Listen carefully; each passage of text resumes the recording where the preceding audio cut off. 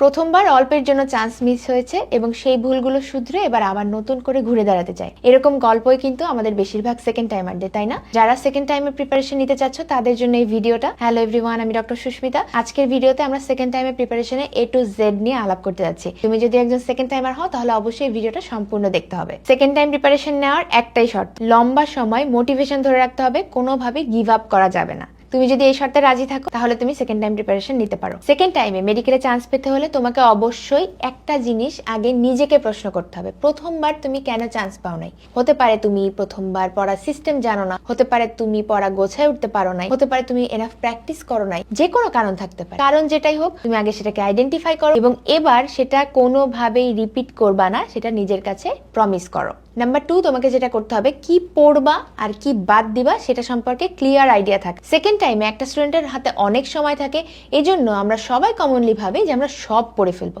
সব পড়লে কিন্তু তুমি মেডিকেলে চান্স পাবে না, বরং কোন জিনিসটা বাদ দিতে হবে এবং কোন জিনিসগুলো বারবার পড়তে হবে, বারবার প্র্যাকটিস করতে হবে, সেটাই কিন্তু তোমাকে খুব ভালোভাবে আইডেন্টিফাই করতে পারতে হবে। সেটার জন্য প্রশ্ন অ্যানালাইসিস করার কোনো বিকল্প নাই। খুব সুন্দর মতো যে কোনো একটা ভালো প্রশ্ন ব্যাংক থেকে, প্রেফারেবলি মেডিটনিক থেকে, তুমি যদি প্রশ্নগুলো অ্যানালাইসিস করো তাহলে সুন্দরভাবে বুঝতে পারবা যে আলটিমেটলি কোন এমসিকিউ গুলো তোমার পরীক্ষায় আসে, কোন এমসিকিউ গুলো বারবার প্র্যাকটিস করতে হয় এবং কোন ইনফরমেশন গুলো কোনোভাবেই ব্রেনের কর্নারেও রাখার কোনোই দরকার হয় না। এটা তুমি যদি আইডেন্টিফাই করতে পারো তাহলে কিন্তু তোমার নেক্সট কাজগুলো অনেক বেশি সহজ হয়ে যায়। নাম্বার 3, প্রশ্ন অ্যানালাইসিস করার পরে এই ইম্পর্টেন্ট টপিকগুলো মূল বই থেকে তুমি কনসেপ্ট ক্লিয়ার করে পড়বা। প্রথমবারে হয়তো তুমি সময় পাওনি, হয়তো অনেক চ্যাপ্টার তুমি পড়েই শেষ করতে পারো নাই, অথবা বুঝোই নাই যে কিভাবে পড়তে হবে। এবার কিন্তু এগুলো করা যাবে না। এবার খুব সুন্দর মতো এইচএসসি যে মূল বইগুলো আমি সবসময় বলি, জুলজির জন্য আজমল স্যারের বই, বোটানির জন্য হাসান স্যারের বই, ফিজিক্সের 2 পেপারের জন্য ইসাক স্যারের বই, কেমিস্ট্রি 2 পেপারের জন্য হাজারিনাক স্যারের বই, এই বইগুলাই তোমাকে মেইন রেফারেন্স হিসেবে ফলো করতে হবে। সেকেন্ড রেফারেন্স পরে, তোমার যদি সব পড়ে শেষ হয়ে যায়, রিভিশন দিয়েও শেষ হয়ে যায়, এরপরে ওইটা, এই যে বইয়ের নামগুলো বললাম, এগুলো তোমাকে অবশ্যই খুব সুন্দর করে ইম্পর্টেন্ট টপিকগুলো শেষ করে ফেলতে হবে। 4 নম্বরে যেটা মাস্ট, সেটা হলো প্রশ্ন প্র্যাকটিস। একজন সেকেন্ড টাইমার হিসেবে তুমি যদি মেডিকেল ভর্তি পরীক্ষার আগে মিনিমাম 20,000 প্রশ্ন সলভ না করো তাহলে কিন্তু তোমার প্রিপারেশন আমি বলবো একদমই গোছানো হবে না। এই কারণে তুমি যেদিনই প্রিপারেশন শুরু করো না কেন, তোমার মেইন ফোকাস হবে প্রশ্ন প্র্যাকটিসে। তুমি নিশ্চয়ই জানো যে প্রথমবার তুমি যদি আরো প্রশ্ন প্র্যাকটিস করতা তাহলে কিন্তু তোমার জার্নিটা আরো সহজ হতো এবং চান্স পাওয়া ইজি হতো, তাই না?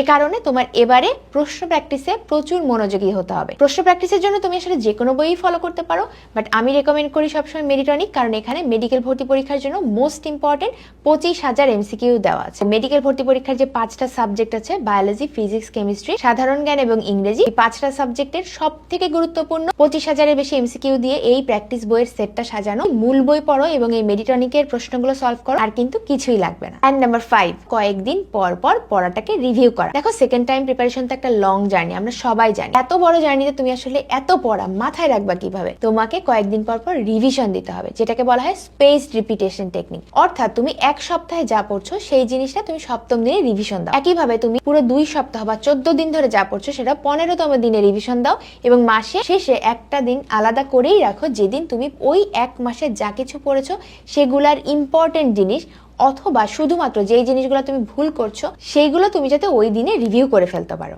আমি যদি সামারি করি, নাম্বার 1, তোমাকে প্রথমবারের ভুলগুলো আইডেন্টিফাই করতে হবে এবং সেগুলো রিপিট না করার প্রমিস করতে হবে। নাম্বার 2, প্রশ্ন ব্যাংক অ্যানালাইসিস করতে হবে। নাম্বার 3, ফার্স্ট রেফারেন্স গুলো খুব ভালোভাবে শেষ করতে হবে। নাম্বার 4, মিনিমাম 20,000 প্রশ্ন প্র্যাকটিস করতে হবে। নাম্বার 5, নিয়মিত বিরতিতে পড়াগুলো রিভিশন দিতে হবে। সো তুমি যদি একজন সেকেন্ড টাইমার হিসেবে এই 5টা সিম্পল জিনিস ফলো করো তাহলে কিন্তু তোমার এবার মেডিকেলে চান্স পাওয়া অনেক সহজ হয়ে যাবে। মাই ডিয়ার ফাইটার্স, তোমার সাদা অ্যাপ্রনের স্বপ্নটা এবার যেন সত্যি হয়। সবার জন্য শুভকামনা জানিয়ে এই ভিডিওটা শেষ করছি।